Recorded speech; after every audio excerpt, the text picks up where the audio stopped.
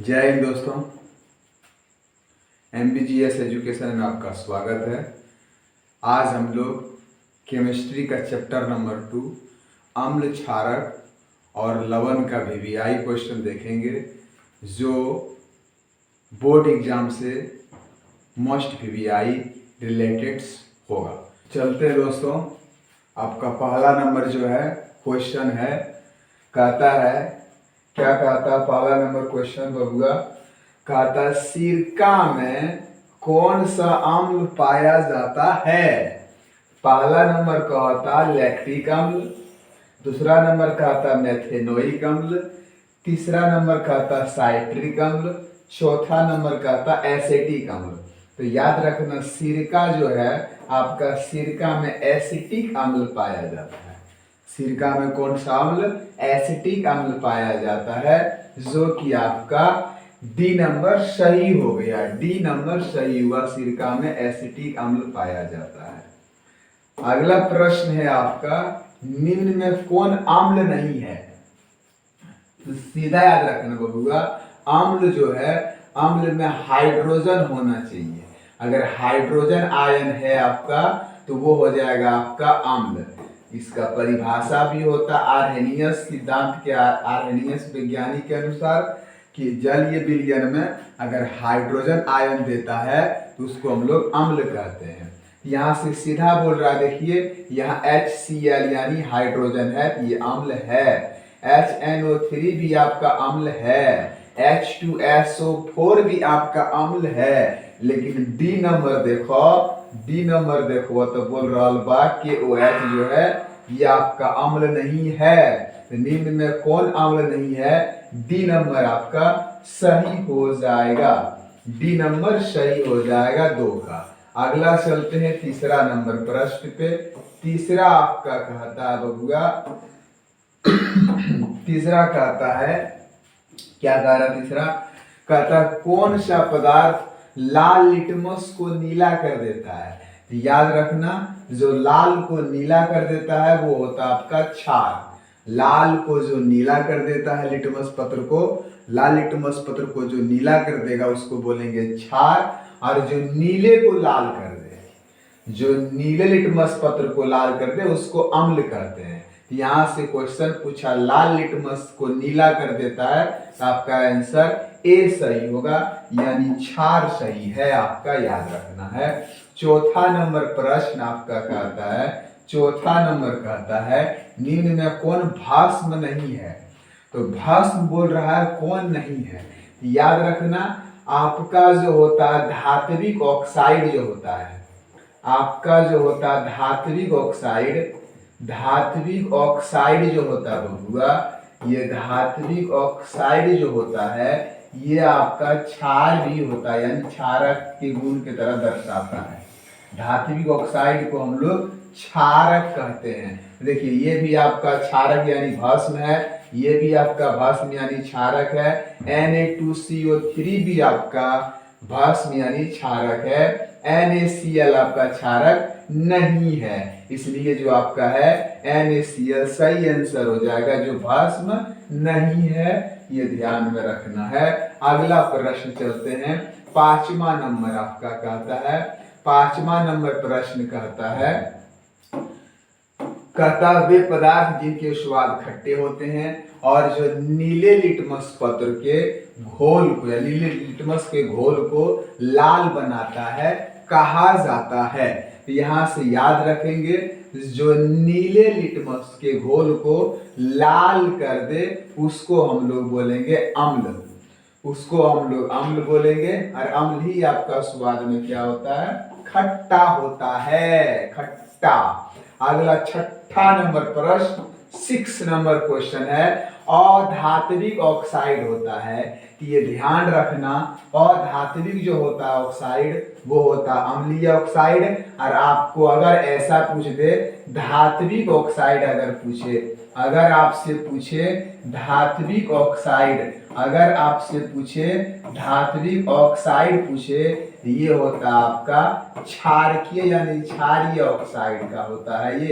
ये याद रखोगे, ये हमेशा पूछा जाता है। याद रखना। यहाँ बोल रहा था अधात्विक ऑक्साइड को कहते हैं, अधात्विक ऑक्साइड को कहते हैं अम्लीय ऑक्साइड।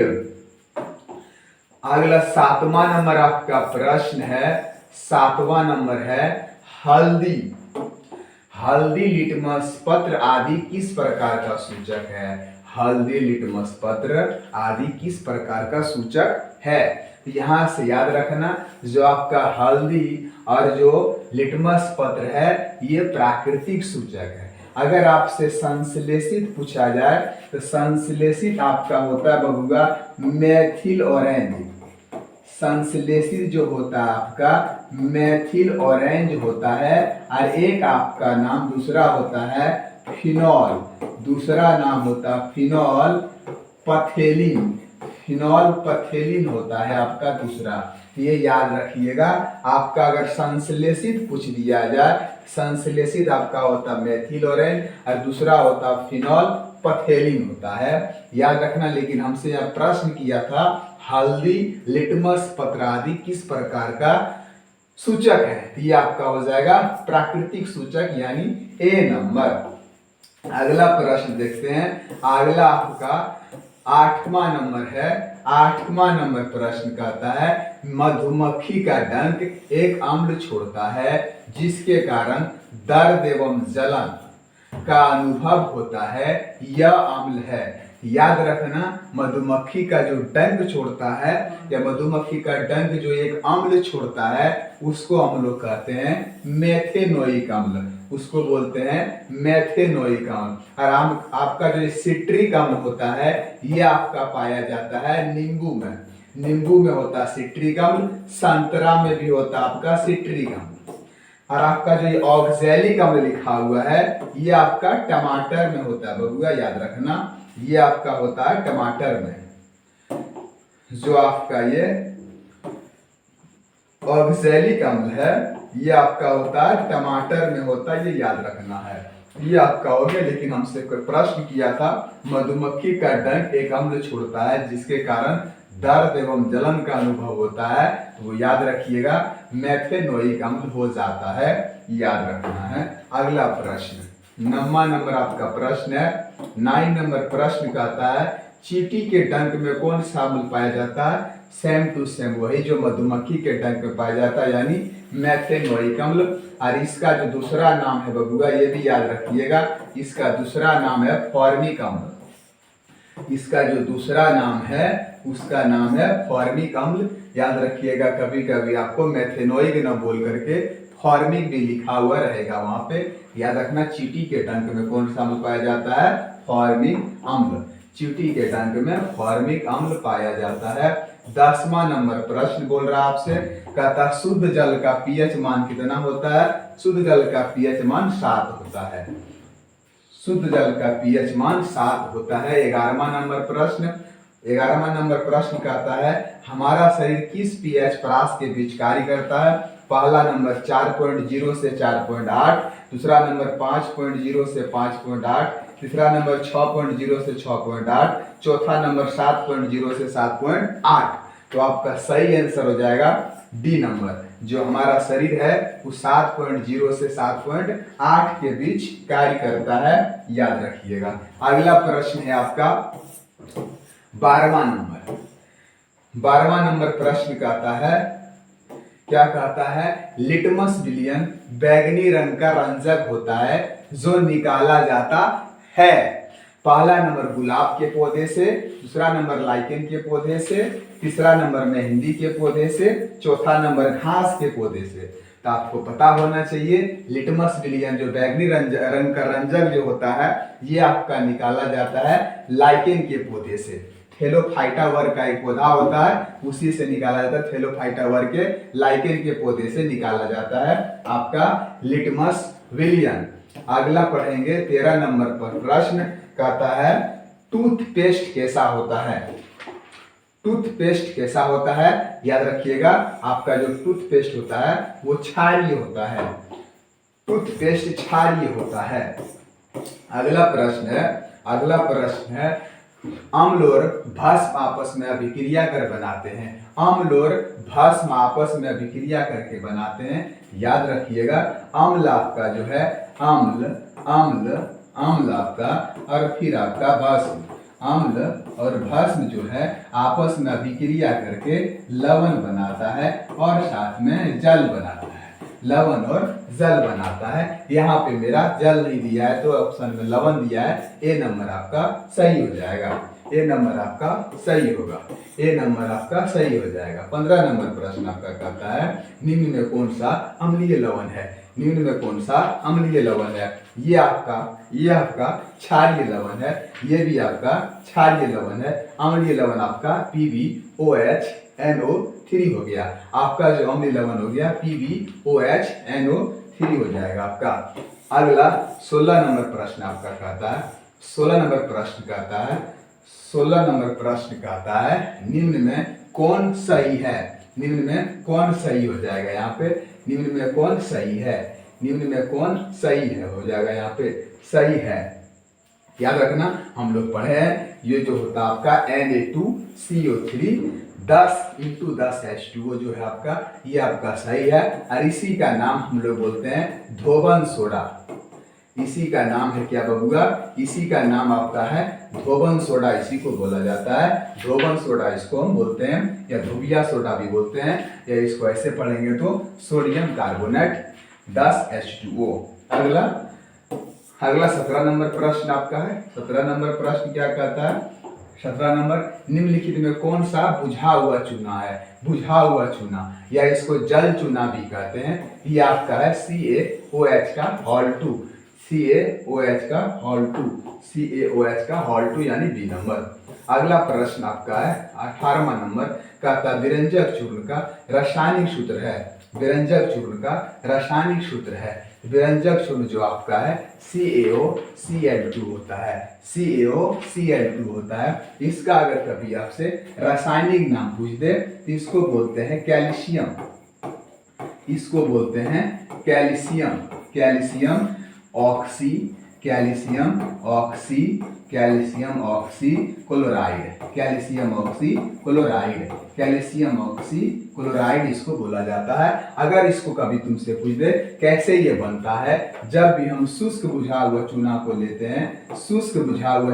लेते हैं, क्लोरीन के साथ अभिक्रिया कराते हैं तो आपका CaOCl2 प्लस जल बनता है। CaOCl2 प्लस जल बनता है। याद रखना है, जब भी हम लोग कैल्शियम हाइड्रोक्साइड यानी शुष्क बुझा हुआ चूना को क्लोरीन के साथ अभिक्रिया कराएंगे तो आपका यहाँ से विरंजक चूर्ण और आपका जो है H2O प्राप्त होगा।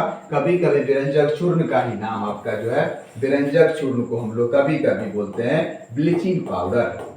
इसी का दूसरा नाम है ब्लीचिंग पाउडर। विरंजक चूर्ण को ही हम लोग क्या बोलते हैं, ब्लीचिंग पाउडर। याद रखना इसको।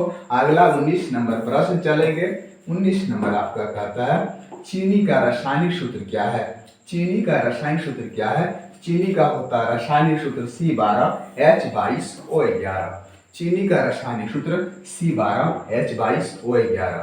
चीनी का रासायनिक सूत्र C12H22O11। अगला 20 नंबर प्रश्न चलेंगे। 20 नंबर प्रश्न आपका कहता है नीला थोथा का रासायनिक सूत्र क्या होता है। तो नीला थोथा का रासायनिक सूत्र होता है CuSO4 × 5H2O। CuSO4 5H2O। इस दूसरा नाम बोलते हैं तुतिया। नीला थोथा को हम लोग तुतिया भी कहते हैं। नीला थोथा को तुतिया भी बोलते हैं। याद रखना, इसका रासायनिक सूत्र होता है CuSO4 5H2O। CuSO4 5H2O। अगला चलेंगे 21वां नंबर प्रश्न आपका है plaster of Paris. Plaster of Paris का रासायनिक सूत्र क्या है। प्लास्टर ऑफ पेरिस का रासायनिक सूत्र क्या है। तो प्लास्टर ऑफ पेरिस का रासायनिक सूत्र होता है CaSO4 ½ H2O। CaSO4 ½ H2O आपका प्लास्टर ऑफ पेरिस का रासायनिक सूत्र होता है। कभी कभी इसका नाम पूछ देता, याद रखना, इसका नाम है कैल्शियम। इसका नाम है कैल्शियम सल्फेट। इसका नाम है कैल्शियम सल्फेट अर्ध हाइड्रेट। अर्धहाइड्रेट, इसका नाम है कैल्शियम सल्फेट अर्धहाइड्रेट, इसका नाम है कैल्शियम सल्फेट अर्धहाइड्रेट। ये कैसे तैयार किया जाता है? जब जिप्सम को गर्म करते हैं, जब जिप्सम को गर्म करते हैं तो तुम्हारा जो है, जब जिप्सम को हम लोग गर्म करते हैं, जब जिप्सम को गर्म करेंगे तो प्लास्टर ऑफ पेरिस प्राप्त होगा।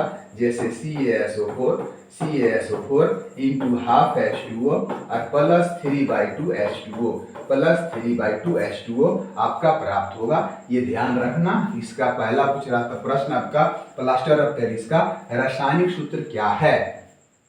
CaSO4 इंटू हाफ H2O होता है। अगर इसका नाम कभी पूछ दे, कैल्शियम सल्फेट अर्धहाइड्रेट कैसे तैयार किया जाता है? जब हम जिप्सम को गर्म करेंगे यानी हीट करेंगे तो आपका प्लास्टर ऑफ पेरिस प्राप्त होता है। अगला चलेंगे 22वां नंबर प्रश्न। 22वां नंबर कहता है टार्ट्रिक अम्ल निम्नलिखित में किसमें पाया जाता है? याद रखिएगा, आपका जो टमाटर होता है इसमें ऑक्सैलिक अम्ल पाया जाता है। टमाटर जो होता है इसमें ऑक्सैलिक अम्ल पाया जाता है। संतरा में जो होता है आपका सिट्रिक अम्ल पाया जाता है। संतरा में जो होता है सिट्रिक अम्ल पाया जाता है। आपका सिरका जो होता है इसमें एसिटिक अम्ल पाया जाता है। सिरका जो होता है आपका एसिटिक अम्ल पाया जाता है। आपका जो इमली होता है इसी में टार्ट्रिक अम्ल पाया जाता है। इसी में टार्ट्रिक अम्ल पाया जाता है।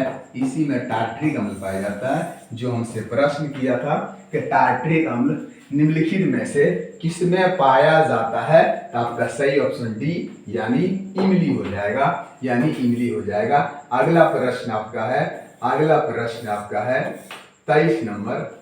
अगला प्रश्न 23 नंबर आपका कहता है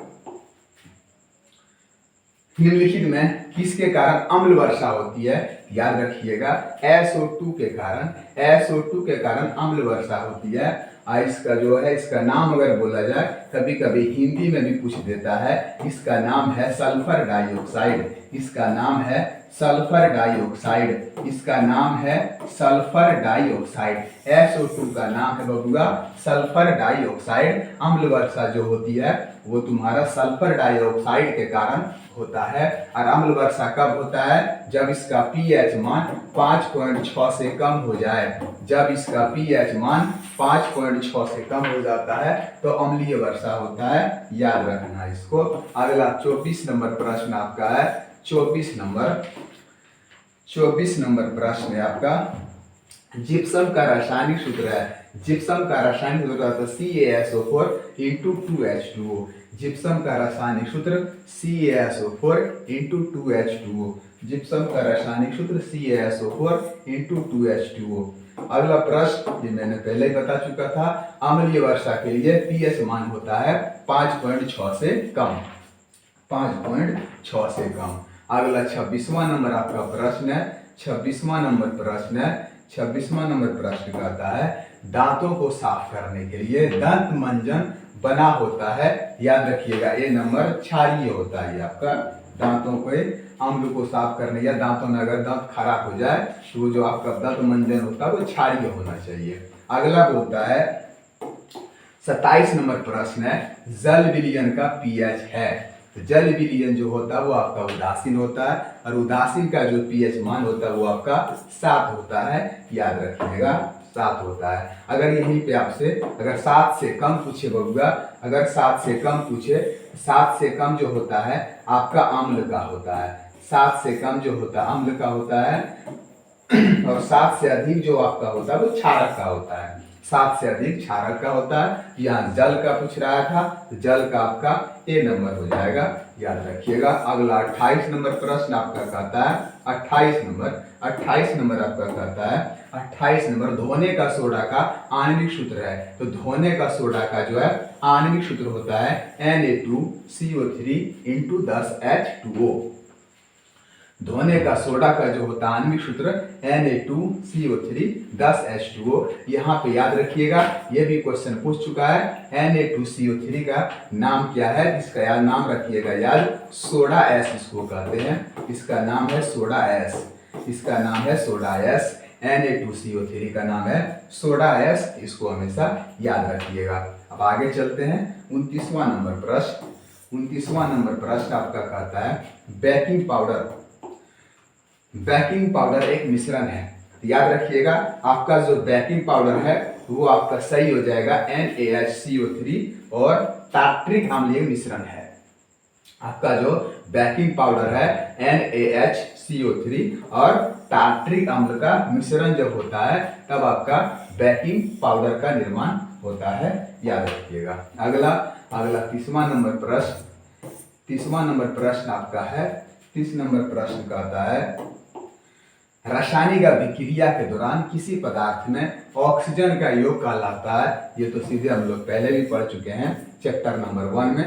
उपचयन कहलाता है, उपचयन कहलाता है। अगला 31वां नंबर प्रश्न है आपका 31वां नंबर प्रश्न है कहता वे सभी पदार्थ भस्म कहे जाते हैं जो जल में घुलकर किस प्रकार के आयन देते हैं।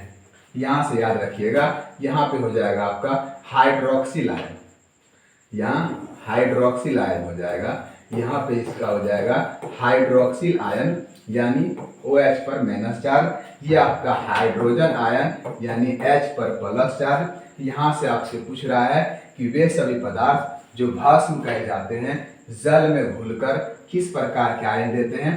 याद रखना अगर भस्म होगा तो वो जल में घुलकर हाइड्रोक्सिल आयन देगा यानी OH- देगा।